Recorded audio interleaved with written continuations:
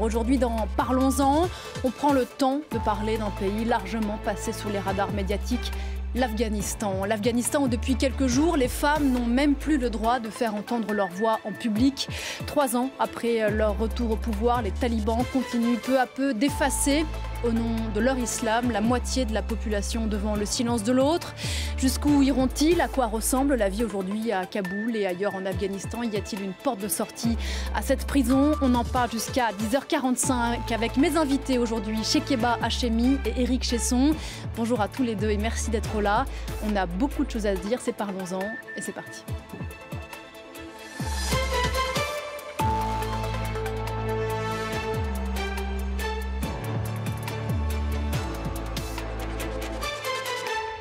Et bonjour Chekeba Hachemi. Bonjour. Et merci beaucoup d'être sur ce plateau. Vous êtes afghane, ancienne diplomate et vous avez fondé l'association Afghanistan Libre qui œuvre depuis 25 ans maintenant pour que les femmes afghanes accèdent aux droits fondamentaux. Merci beaucoup d'être là et d'avoir répondu à notre invitation. Bonjour Éric Chesson. Bonjour. Vous êtes chirurgien, président de la chaîne de l'espoir. Vous avez fondé l'Institut médical pour la mère et l'enfant de Kaboul. Vous rentrez tout juste de Kaboul et vous allez nous dire dans un instant ce que vous y avez vu avant de vous entendre tous les deux et entamer cette discussion à propos de l'Afghanistan et des mois sombres vers lequel va ce pays. On va revenir en images sur ce décret dont vous avez peut-être entendu parler, imposé aux femmes afghanes depuis la semaine dernière.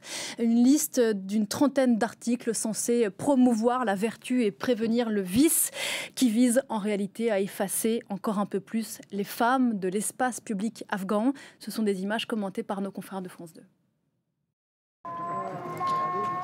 Nouvelle chape de plomb sur l'Afghanistan et en particulier sur les femmes. 3 ans après leur retour au pouvoir, les talibans restreignent toujours plus les libertés. Interdiction pour les femmes de faire entendre leur voix en public. Interdiction de sortir en laissant apparaître leur visage, masque obligatoire, alors que cela était encore toléré. Interdiction de se maquiller et se parfumer. Cette nouvelle loi, c'est comme si on les attaquait vraiment dans leur existence même. C'est-à-dire qu'elles n'ont plus droit on n'a plus le droit d'entendre le son de la voix d'une femme et d'apercevoir ne serait-ce qu'un bout de corps d'une femme. Donc pour porter des gants, se cacher, etc. Et ne pas être présente. En fait, c'est comme si on leur dit on veut vous supprimer à petit feu. Les femmes effacées peu à peu de la société.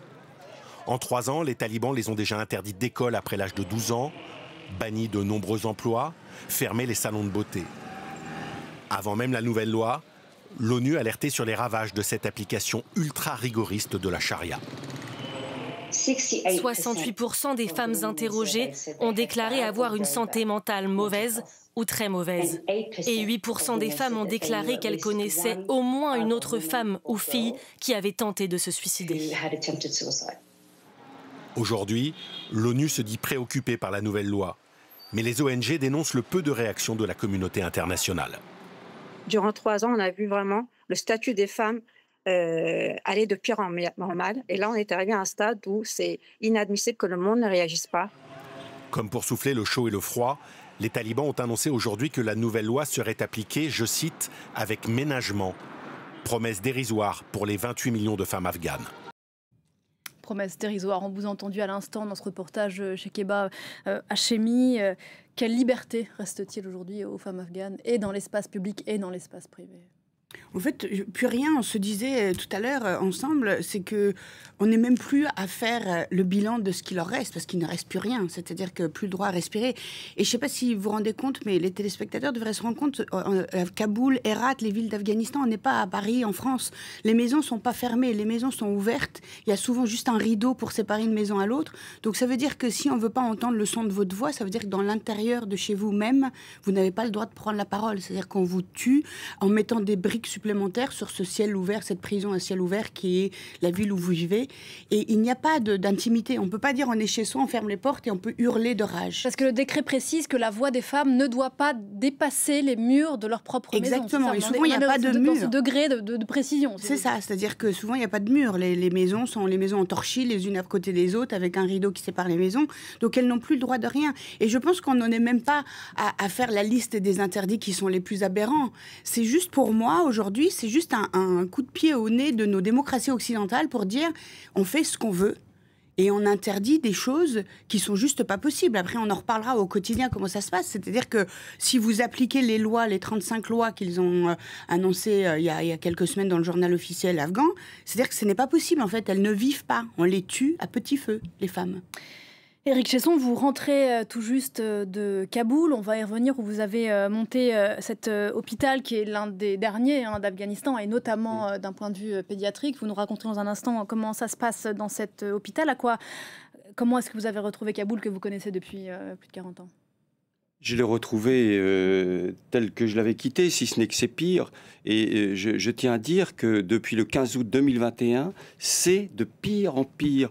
Chaque mois, il y a un nouveau décret, une nouvelle interdiction focalisée de plus en plus sur les femmes, aboutissant à ce que moi j'ai appelé, et j'insiste sur ce mot, le féminicide social. Nulle part ailleurs au monde on assiste à ça. Et je suis sidéré. Tous ces féministes qui font un travail formidable, mais qu'ils voient ce qu'il se passe, les politiques. Mais le silence est assourdissant. Nulle part au monde, 20 millions de femmes sont condamnées dans tous les détails de la vie. J'ai pas voulu vous apporter les 114 pages, mais c'est-à-dire qu'elles sont traquées dans leur vie. Les 114 pages du décret. Focalisé sur la femme. Et c'est-à-dire qu'il n'y a pas un espace de liberté. Et ce que l'on voit actuellement en Afghanistan est une horreur intégrale qui doit alerter l'ensemble des femmes du monde, l'ensemble des politiques. Et on viendra sur le côté politique. Quand vous pensez que les Américains distribuent l'argent, près de 80 millions tous les 15 jours en cash, enfin, on pourrait mettre une conditionnalité à cet argent. C'est-à-dire la conditionnalité du respect minimum de la vie de ces femmes. Je voudrais quand même qu'on détaille ce que dit ce décret, pour que les gens qui nous regardent et qui ne connaissent pas nécessairement l'Afghanistan se rendent compte de ce que ça veut dire. Donc on l'a dit, des femmes qui dans l'espace public n'ont plus le droit de chanter, quasiment de parler ou dire de la poésie, qui doivent se voiler intégralement et maintenant mettre des masques anti-Covid, qui ne peuvent plus parler chez elles, qui ne peuvent plus non plus aller à l'école. Quand vous ne pouvez plus t'accompagner, être vu avec un homme qui n'est pas de votre lignée de sang. Alors allez, mais comment c'est possible? Pas sur vous de photos, pas de téléphone, pas aucun, qu'on n'entende pas le son de la musique ou quoi que ce soit. Tout ça, c'était déjà interdit au fur et à mesure. Comme le disait Éric Chesson, depuis le 15 août 2021, c'est chaque mois, chaque semaine, il y a des choses qui sont passées totalement inaperçues. Par exemple, au mois de mars dernier, un des chefs talibans a annoncé à la radio que la lapidation était à nouveau pratiquée et même suggérée. Donc, il y a 3 semaines, dans la province de Ghor, il y a une jeune femme de 21 ans qui s'est fait lapider parce que elle a fui un mariage forcé avec un chef taliban. Donc, tout ça, on le voit, ça existe. Et ces lois-là, ces dernières lois, c'est comme si c'était une liste en fait, de ne plus respirer, les femmes n'existent plus. Alors, il y a aussi des lois pour les hommes, c'est-à-dire les heures de prière, la taille de la barbe, etc. Mais je pense que c'est surtout un vrai message fort à envoyer à l'Occident, à nos démocraties occidentales, pour dire les droits fondamentaux, les droits basiques des femmes dans ce pays, voilà notre réponse. Tout ça en même temps, parce que c'est ça qu'il faut quand même rappeler, tout ça en même temps où on commence à nous les revendre à nouveau, ces talibans version 2, comme les talibans modéré, avec inclusif, ce sont quand même ces mots qui sortent, avec qui il faut négocier, il faut discuter, qu'il faut mettre à la table de négociation.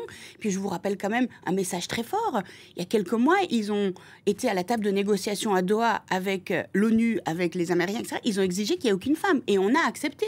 Et tout ça, on nous le sort comme si c'était normal. Donc aujourd'hui, ce qui est terrible pour nous les femmes dans le monde entier, c'est que c'est l'universalisme. C'est-à-dire qu'aujourd'hui, vous et moi, comment on peut se regarder comme ça en se disant il y a un coin du monde où il y a 28 millions de femmes et de petites filles à qui on dit, en fait, on vous tue à petit feu, et que le monde entier vous regarde. Et n'oublions pas que dans ces femmes, il y a eu quand même des femmes, juste avant l'arrivée des talibans en 2021, il y a quand même plus de 60 à 70% des foyers qui vivaient avec le seul salaire des femmes. Ne serait-ce qu'il faut regarder l'hôpital, le nombre de salariés femmes, nos écoles. Donc ça veut dire aussi que c'est la famine totale, c'est-à-dire qu'on les tue vraiment en enlevant aussi la nourriture de la bouche, puisqu'elles n'ont plus le droit de travailler, sortir, et chaque femme subvient aux besoins de 6-7 enfants.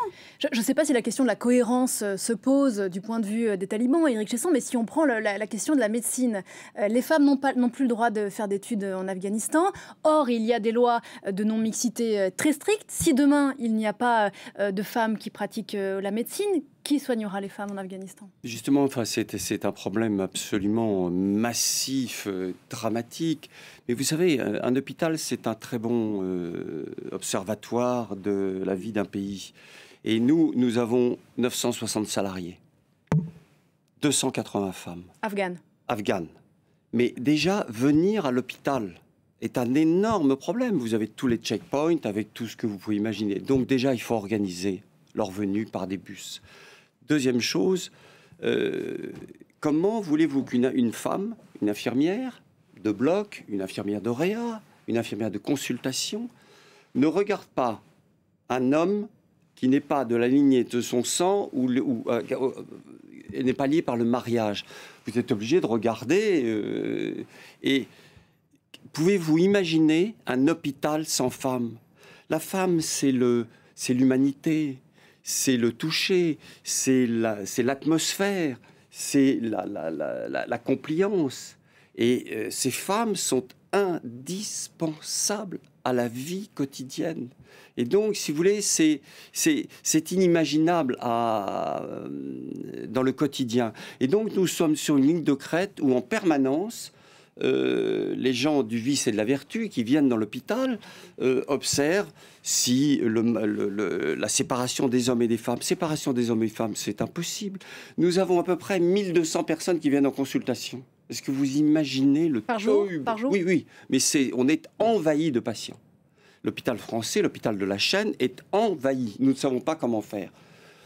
Du point de vue des médecins, mais aussi du point de vue financier. C'est un autre sujet. On va y revenir. Mais comment voulez-vous séparer les femmes qui vont faire une prise de sang, qui vont au scanner, qui vont à la consultation? C'est impossible. Très concrètement, est-ce qu'il arrive aujourd'hui qu'une infirmière de l'hôpital, une femme, doive faire une prise de sang à un patient homme? En permanence, nous essayons... Est-ce qu'il arrive que les patients disent non, je ne veux pas, c'est une femme, c'est pas possible? Si vous voulez, nous sommes... je dirais chaque jour est un combat pour essayer de continuer. Parce que, je vous le dis, nous n'abandonnerons pas l'Afghanistan. Et là, si vous voulez, je suis extrêmement inquiet de la multiplication des choses. Petit détail dans cette marée de nouvelles, nous ne pouvons plus obtenir les visas espace Schengen quand nous allons en Afghanistan. Ça, c'est paru il y a 3 semaines. C'est passé complètement... Vous, les médecins qui êtes ici en Europe... Les journalistes. Bien entendu, les journalistes ne peuvent plus venir, les nationaux et les internationaux. Et donc, cette chape de plomb, cette chape de silence, et merci de nous recevoir, parce que c'est fondamental d'avoir le temps que les auditeurs comprennent ce qui se passe dans ce pays, qui est, je le répète, unique. Il n'y a pas un pays au monde où les femmes sont soumises à cette terreur. Comment est-ce que, chez Keba Hachemi, toutefois si la question traverse leur esprit, comment est-ce que les talibans envisagent de faire société ? Alors, je ne pense pas qu'ils veulent faire société. Moi, je suis, heureusement pour moi, je ne suis pas dans la tête des talibans. Et heureusement pour nous, on n'essaie pas de les comprendre parce que je ne pense pas qu'il y ait quelque chose à comprendre. Moi, je pense surtout que mon pays est devenu aujourd'hui le laboratoire de fabrication de terroristes. Et c'est en ça que voilà, c'est la cause du monde entier. C'est-à-dire que ce qu'on oublie aussi, c'est que le 15 août 2021, quand ils sont arrivés, la première chose qu'ils ont annoncé, c'était les femmes n'ont plus le droit de sortir, de travailler, etc. Et la deuxième chose, ce même jour, ils sont allés dans la base militaire de Bagram, l'aéroport de Kaboul, et ils ont libéré 7500 djihadistes du monde entier. C'était un message très fort pour l'Occident qui les mettait à l'étape de négociation quelques semaines avant. C'est pour dire qu'aujourd'hui, ce pays est ouvert à tous les djihadistes du monde entier et c'est ce qu'il y a comme concentré. Aujourd'hui, le Daesh est en Afghanistan, l'État islamique est en Afghanistan et ce qu'il faut savoir aussi, c'est que chaque région a aussi ses propres lois. C'est-à-dire que vous pouvez très bien respecter dans l'hôpital, par exemple, à Kaboul et essayer plus ou moins de négocier, plus ou moins d'exister, mais vous sortez à Jalalabad, vous allez à Kandahar, c'est l'autre chef qui va vous annoncer que c'est pas possible. Nous, dans le cadre de la fondation Stand, Speak, Rise Up, nous aidons de manière humanitaire les femmes, c'est-à-dire toutes ces femmes qui n'ont plus rien. Donc il faut leur donner à manger aujourd'hui. C'est la crise humanitaire la plus importante aussi. Ce qu'il faut que vous sachiez aussi, c'est que c'est l'hypocrisie totale de nous, les Occidentaux, de nos démocraties occidentales. Comment on fait pour envoyer l'argent en Afghanistan? Éric Chesson parlait des centaines de millions que les États-Unis donnent chaque mois aux talibans pour survivre et pour faire fonctionner leur gouvernement, entre guillemets, hein, parce qu'il n'y a aucune structure étatique. Les ministères, etc., ne fonctionnent pas. Vous avez un petit chef qui vous dit, qui vient et qui a des papiers, qui vous dit, voilà, vous signez là, vous donnez ça. On va peut-être rappeler au nom de quoi les États-Unis donnent de l'argent aux talibans Alors, les États-Unis donnent de l'argent parce que c'est sur l'argent de l'Afghanistan confisqué 15 août 2021, c'est le sortir petit à petit, ouvrir un peu les vannes pour qu'ils puissent fonctionner.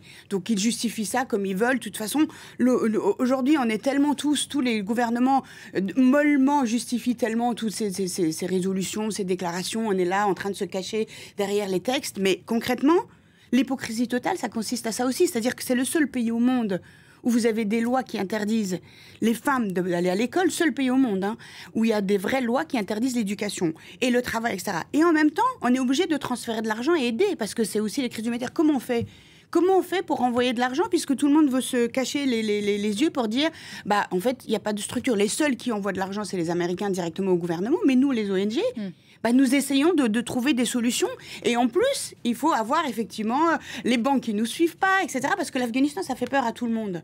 Simplement, moi, ce qui me met vraiment, et merci encore, c'est vrai, d'être sur vos plateaux et de prendre le temps et ne pas en 30 secondes d'expliquer qu'on interdit la voix aux Afghanes, mais qu'on leur a tout interdit, et de prendre ce temps-là.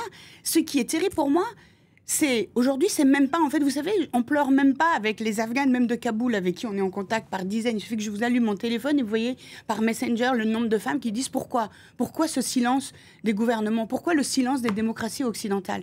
Eh bien, je ne sais pas, donc je viens chez vous parce que je voudrais aussi poser cette question. Pourquoi ce silence? Depuis la semaine dernière, je n'ai vu aucune femme politique dans le monde. Je n'ai pas vu Kamala Harris faire une déclaration en disant « je suis candidate aux élections de la plus grande démocratie du monde ».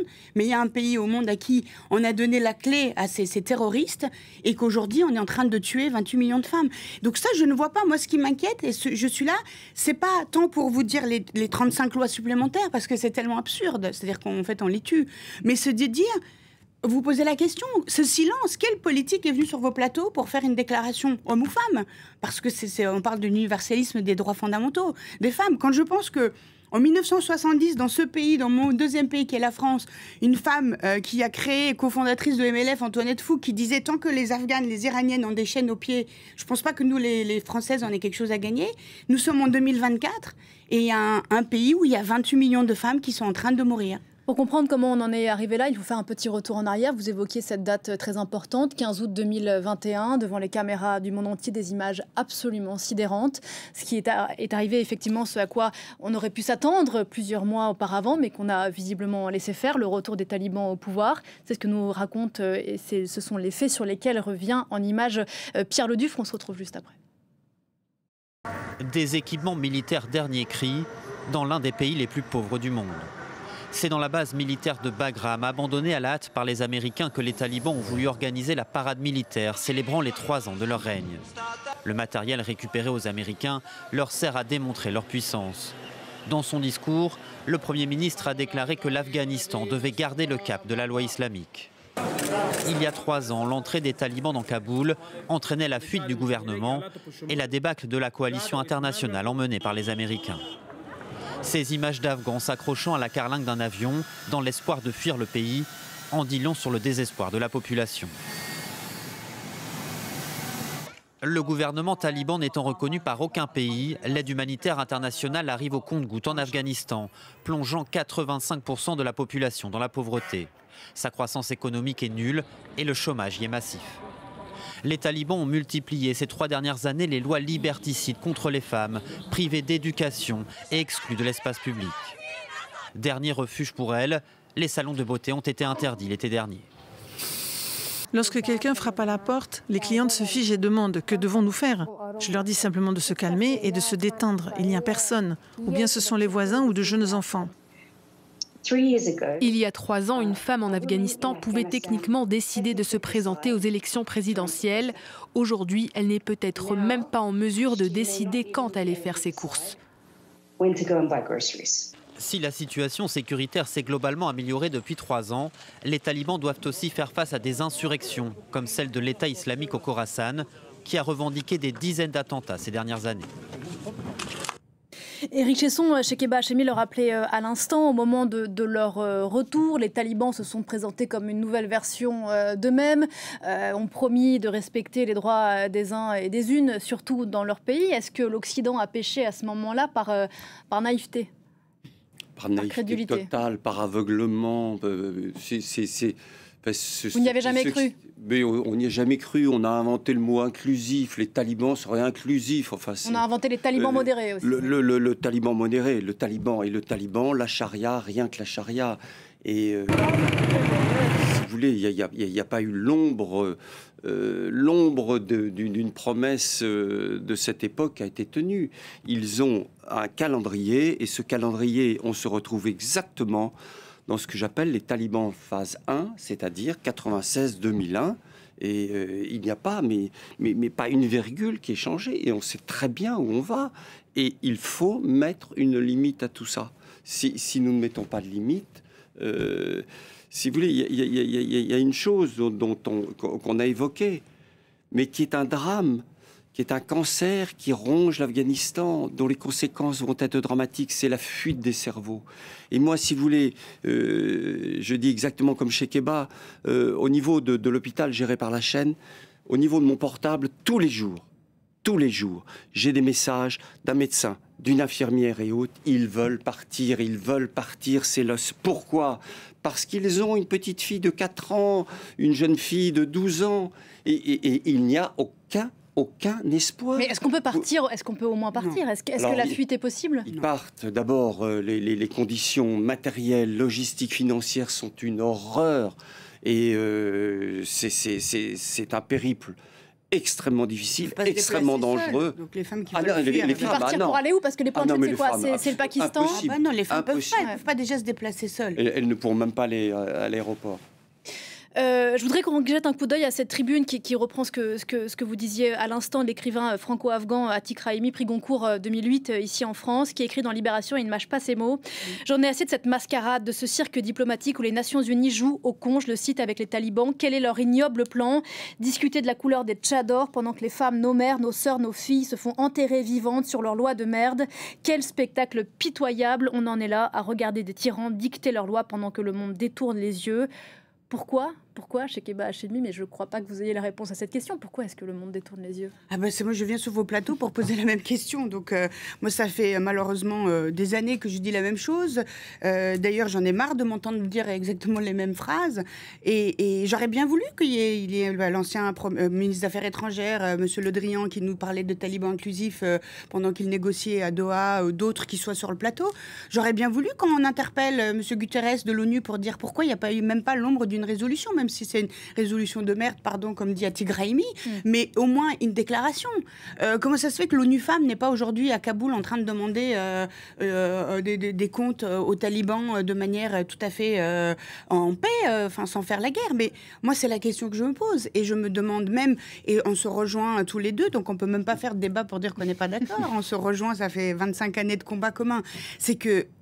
tout a été décidé. Le problème, c'est que on pense que l'Afghanistan, c'est un problème afghano-afghan, donc on va les laisser, les femmes, etc. Mais qu'est-ce qui va se passer demain si à nouveau il y a les septembre 2001, si à nouveau on a les Charlie, si à nouveau on a nos attentats ici? On sait bien qu'à l'époque, ils étaient tous passés par l'Afghanistan, des talibans version 1, 96-2001. Donc ça veut dire qu'on fait constamment une répétition de l'histoire. Éric Chesson, on n'apprend rien de l'histoire. On n'apprend rien de l'histoire avec quand même un climat international qui est extrêmement grave avec bien sûr l'Ukraine, Gaza et donc le dossier afghan est passé sous la pile et ça arrange tout le monde. Avec en plus une petite musique de « c'est pas si pire » et on pourrait les reconnaître avec un mouvement des pays limitrophes, l'Ouzbékistan, le Tadjikistan, la Chine, l'Indonésie, la Russie et autres, qui commencent à mettre des délégations discuter, ils n'ont jamais arrêté. Hein. Oui, et donc, on sent cette petite musique de la normalisation qui est, à mon avis, extrêmement grave et dont nous allons payer un tribut qui va être terrible. D'abord sur le terrorisme, la drogue, on peut également en parler, mais sur la femme. Revenons sur ça, parce que l'exemplarité, entre guillemets, de ce qui se passe en Afghanistan peut faire tache d'huile et à mon avis, il faut que les féministes soient aussi vigilants qu'ils le sont dans notre pays. On se quitte quelques instants, on marque une courte pause et on se retrouve juste après pour la suite de cette discussion avec vous deux. Merci encore d'être là, à tout de suite.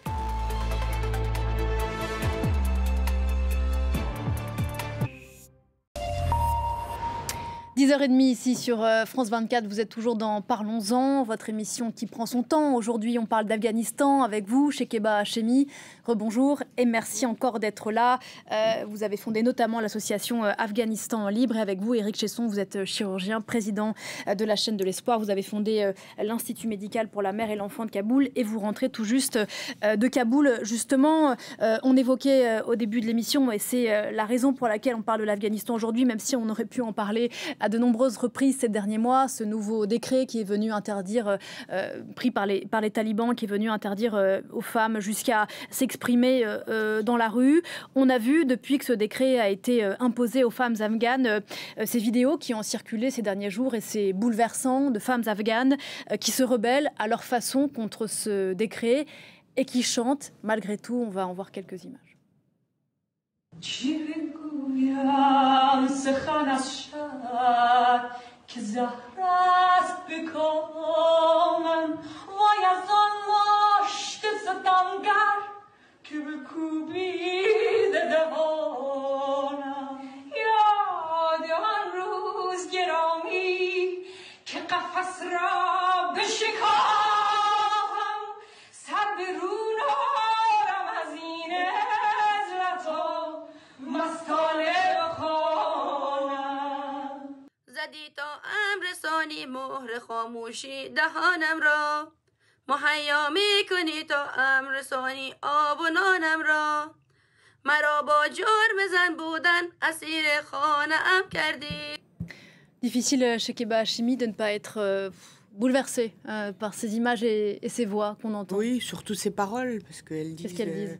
Elles disent, tu essayes de me briser en enlevant ma voix et tu me briseras jamais et je serai toujours debout. Et moi, je trouve que, pour revenir à l'aspect très humain, c'est que quand on les a en ligne et qu'on discute avec elles tous les jours, c'est aussi des formidables leçons de courage. Qui dans le monde, quelle femme dans le monde, parce qu'il faut quand même resituer l'Afghanistan. Hein. Vous savez, 50 années de guerre, moi je n'ai connu que la guerre depuis ma naissance, 4 ou 5 invasions différentes, et elle reste encore debout.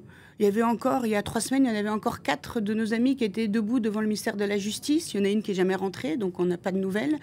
Sans parler que dans les prisons, maintenant, ils pratiquent le viol quand même, ce qui n'était pas fait dans les talibans version 1, 96-2001.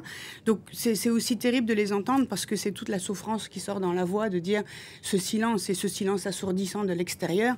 Elle nous interpelle aussi, donc je suis ravie d'être sur vos plateaux et tous les deux, on a le même message, c'est... Qu'est-ce qui se passe? Pourquoi ce silence assourdissant face au sort des Afghanes aujourd'hui? Le silence de la communauté internationale, le silence aussi, mais peut-être est-ce un silence, je ne sais pas, Éric Chesson, les Afghans, les hommes afghans, ils en disent quoi de tout ça? Les hommes afghans, tout de suite, ils sont... Parce qu'il y a une partie des Afghans qui sont d'accord avec ces lois? Non, moi, je n'en rencontre pas au sein de l'hôpital et autres. D'abord, il y a une chose, je pense que Chekeba comprendra ce que je dis. Si vous voulez, quand vous êtes à Kaboul, quand vous êtes dans l'hôpital, il y a une peur poisseuse. Il y a une peur, tout le monde a peur. Peur du lendemain, peur pour ses enfants, peur pour le côté matériel des choses. Et donc, c'est déjà un sujet très important. La deuxième chose... moi, je suis sidéré de l'envie éperdue de fuite de fuite de ce pays. Et ça, si vous voulez, c'est avec la difficulté ou l'impossibilité pour les femmes, bien entendu. Mais on a l'impression que, si vous voulez, même le côté économique, vous avez 95% des Afghans qui sont sous le seuil de pauvreté. C'est-à-dire que c'est une déliquescence de l'ensemble du tissu social et de... Oui, il y a la peur et puis il y a la réalité du quotidien qui fait peut-être se dire à des Afghans moi, ma priorité d'abord, c'est manger. Avant de m'intéresser à la taille de ma barbe et à aux contraintes qu'on impose à ma femme éventuellement. C'est-à-dire apporter à manger à mes enfants. 45 années de guerre, 50 années de guerre, ça veut dire pas vraiment de structure étatique. Et puis surtout, ce qu'on oublie, c'est que le pays s'est déjà vidé de son cerveau à 5-6 reprises différentes depuis l'invasion soviétique de 1978. Donc un pays qui doit se relever, qui doit avoir des gens, le cerveau, il y a plus en Afghanistan. Tous ceux qui ont pu, qui avaient un peu les moyens, etc., sont partis. Aujourd'hui, c'est une des plus grandes communautés, je pense, de diaspora dans le monde, les réfugiés afghans depuis 78. Donc c'est vrai que c'est ça aussi. Comment voulez-vous vous relever? On m'a souvent dit, comparer par exemple les Iraniennes avec des Afghanes. C'est ce que j'allais vous dire. Est-ce qu'on peut imaginer un scénario à l'iranienne, si j'ose dire, où cette colère se transformerait en une forme de révolution Alors, cher ami, je vais vous dire que nous avons d'un côté un pays, je suis dans les combats de toutes mes amies iraniennes, c'est un combat commun ce qui se passe, etc. D'un côté, vous avez un pays qui n'a jamais été envahi, qui n'a jamais connu la guerre. Les terroristes Khomeini, etc., n'ont jamais interdit l'éducation des femmes. Aujourd'hui, vous avez en Iran les femmes dignes de ce nom, comme vous et moi, juristes, journalistes, etc. En Afghanistan, parce qu'il ne veut pas dire que la situation en Iran est tout non, à pas fait, du tout. Mais ce que je veux dire, c'est que ces femmes sont aujourd'hui debout et qu'elles sont là et qu'elles n'ont pas fui et qu'elles sont en Iran et qu'elles sont médecins, juristes, journalistes, etc. Et la répression a été très forte en Iran. Totalement, et ça continue. Et en Afghanistan, vous avez 95% d'analphabétisme. Chez les femmes, encore plus. Et donc, ça veut dire que vous avez une population analphabète qui meurt de faim et que le seul souci aujourd'hui, 2024, c'est de savoir comment je vais apporter un morceau de pain le soir pour nourrir mes enfants. Et malgré ça, on a encore des poches de résistance et elles sont debout. Mais les deux pays ne sont pas comparables dans leur combat, surtout les femmes, parce que nous avons l'Afghanistan qui est la fuite des cerveaux. Tout le monde est parti. Les seuls qui peuvent ouvrir leur voie, ce sont des femmes comme moi qui sont parties, qui sommes libres parce que françaises, parce qu'américaines, parce que autres qu'afghanes. Et c'est là, voilà, on essaye de sensibiliser. Mais les Afghanes d'Afghanistan, aujourd'hui, tu parlais de la peur poisseuse, mais cette angoisse, cette peur, c'est un quotidien. Quand même, par la terreur, vous vous rendez compte, la lapidation est en train de se pratiquer en Afghanistan. C'est-à-dire qu'on peut trouver ces lois stupides, on peut totalement trouver entre deux lignes un truc, venir chez vous en disant voilà, ça va pas, vous n'avez pas respecté, donc 30 coups de feu devant vos voisins, la lapidation qui s'ensuit, etc. Donc c'est une angoisse, c'est une terreur, c'est un régime terroriste qui fonctionne dans un pays sans aucune structure étatique, je le répète, il n'y a pas de ministère de machin, vous n'avez pas des fonctionnaires dignes de son nom, donc chacun fait ce qu'il veut, surtout chaque chef dans chaque province fait ce qu'il veut. Éric Chesson, je sais que vous n'êtes pas expert en géopolitique, mais peut-être certaines personnes qui nous regardent se disent mais pourquoi est-ce qu'il n'y a pas une intervention étrangère pour déloger les talibans? Ça a été fait par le passé, ça s'est vu. Oui, ça a été fait, mais je parle sous contrôle de Shekeba. Moi, je ne vois pas l'once d'une résistance. L'once de ce qu'on a connu dans d'autres temps où il y avait des groupes et autres. Et en interne, vous voulez dire qu'il n'y a pas l'once d'une résistance? Dans mon analyse extrêmement simple de chirurgien basique, je pense que les talibans sont là pour les 10 ans à venir. Et que c'est une réalité qu'il va falloir, avec lequel il va falloir discuter avec eux, mais surtout essayer d'influencer leurs décisions par la discussion, par le quotidien, mais aussi par c'est pas un vœu pieux, ça, sans mauvais non, mais par des contraintes financières. Quand vous voyez les masses considérables d'argent qui sont 23 milliards ont été versés par les Américains depuis le 15 août 2021. Peut-être qu'il pourrait y avoir une conditionnalité. Enfin, ça paraît le minimum de la décence de dire cet argent est conditionné à ce que les femmes, à ce que... Ça me paraît indispensable. On a besoin d'une force occidentale qui dise non. C'est comme nous avons en face des terroristes. Non, c'est non. Je veux dire, il faut arrêter les résolutions toutes molles. Il faut arrêter les déclarations toutes molles, qu'il n'y en a même pas d'ailleurs dernièrement. Et il faut des vrais. Je veux dire, comment vous pouvez dire, on est là tous quand même autour de ce plateau-là, à dire que toutes nos démocraties occidentales sont en fait affaiblies, rien face à ce régime terroriste. Éric Chesson évoquait le silence assourdissant des féministes, notamment ici en France, qu'on entend sur d'autres sujets. Comment est-ce que vous voulez expliquer ça, que les féministes françaises occidentales ne se saisissent pas au premier plan, médiatiquement en tout cas Alors, il y a féministes et féministes. Moi, les féministes que je connais sont les héritières d'Antoinette Fouque, etc. Je les vois, elles sont à mes côtés. Mais c'est vrai que ce qu'on appelle les néo-féministes, on a beaucoup à faire avec l'homme blanc de 50 ans, tout ce qu'on lui reproche aujourd'hui. Puis après, il y a aussi l'amalgame. L'amalgame de dire « Ah non, il se passe là-bas et on ne veut pas s'en occuper ». Ben non, en fait, dans tous nos droits fondamentaux, il y a l'aspect universalisme. C'est-à-dire que je ne peux pas, en tant que femme, me dire que je respire librement ici à Paris si un coin du monde où elle n'a même plus le droit à la respiration. Donc je pense qu'il faut insister sur le côté droit des femmes universel parce qu'il n'y a pas de débat. On ne peut pas dire on ne va pas faire d'ingérence, etc. Si, aujourd'hui, les féministes qui ont créé le MLF, les féministes qui se sont battues, dont on est fier, il y a 30 ans, 40 ans, 50 ans en France, ceux-là, aujourd'hui, elles seraient en train de dire les femmes afghanes, c'est aussi notre cause à nous. L'un des leviers de l'État français, c'est aussi l'octroi de visas aux femmes afghanes. Il y en a eu très peu. Mais encore faut-il qu'elle ait accès à un passeport dans son pays. Pour avoir un visa, elle n'a pas de passeport. Elle ne peut pas obtenir de passeport, elle ne peut pas venir de papier. Et elle ne peut pas se déplacer même pour aller à l'hôpital, donc pour aller à l'aéroport. Et où est-ce qu'elle va?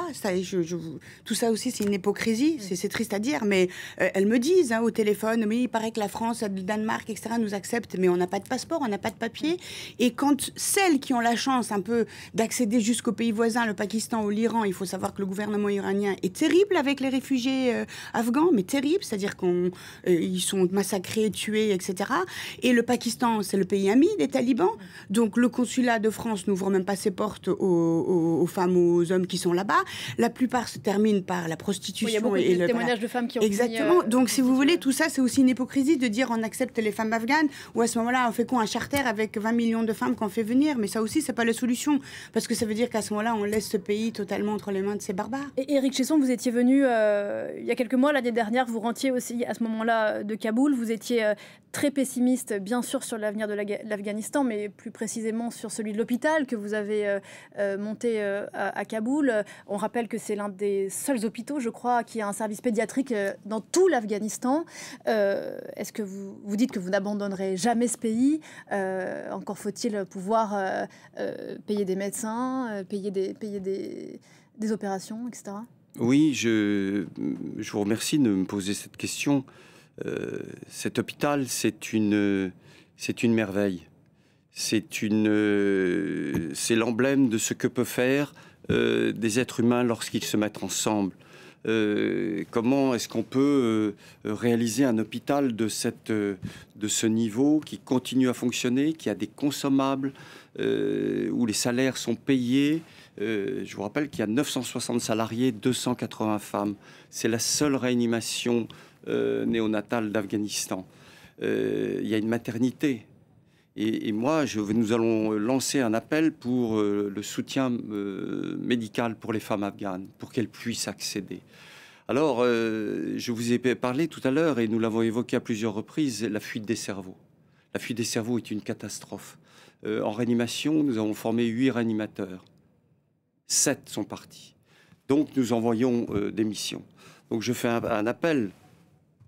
Infirmières, médecins, anesthésistes, réanimateurs, venez nous rejoindre. Un appel financier, aidez-nous. 10 euros, 20 euros. Et je vous assure que ce sera utilisé pour que ces femmes aient accès, les enfants et les femmes. Et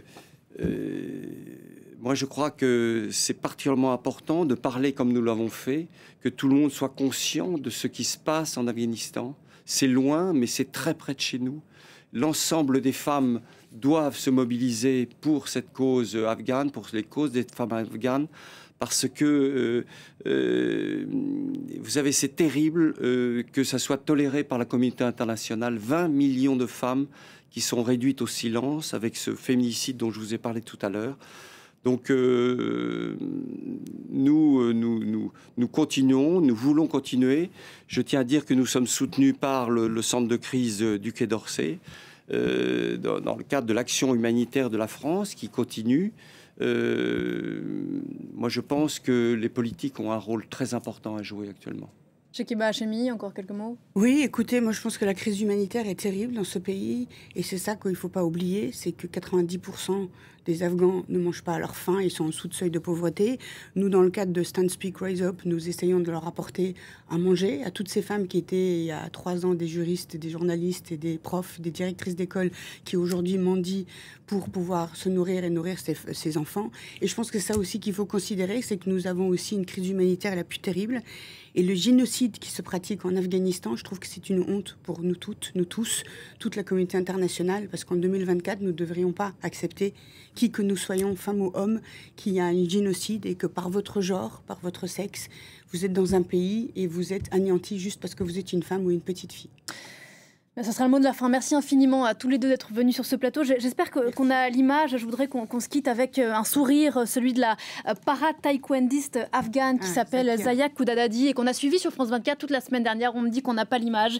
Eh bien, on pense à elle parce qu'elle a eu la première médaille de l'histoire de l'équipe des réfugiés aux Jeux paralympiques à l'occasion des Jeux paralympiques de Paris. Et elle a dédié sa médaille à toutes les femmes afghanes. Merci infiniment à tous les deux. On continue à parler d'Afghanistan sur cette antenne, mais tout de suite, c'est le grand format de Parlons-en qui nous emmène sur un tout autre sujet en Belgique. On parle de trafic de drogue. On se retrouve pour le journal de 11h. On ira notamment du côté de la République démocratique du Congo. À tout à l'heure.